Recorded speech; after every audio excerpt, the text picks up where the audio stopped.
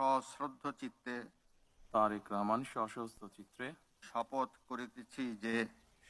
করিতেছি যে আমি আইন অনুযায়ী সরকারের প্রধানমন্ত্রী পদের কর্তব্য বিশ্বস্ততার সহিত পালন করিব।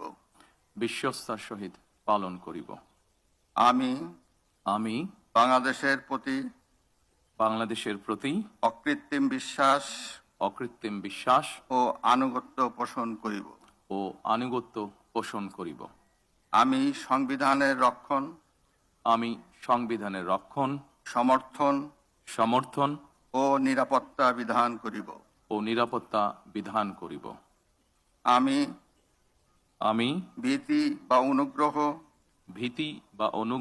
অনুরাগ বা বিরাগের বশবর্তী না হইয়া সকলের প্রতি আইন অনুযায়ী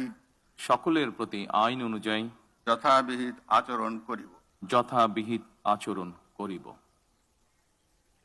এবার মাননীয় প্রধানমন্ত্রীর গোপনীয়তার শপথ পাঠ পরিচালনা করার জন্য রাষ্ট্রপতি মহোদয়কে বিনীত অনুরোধ জানাচ্ছি।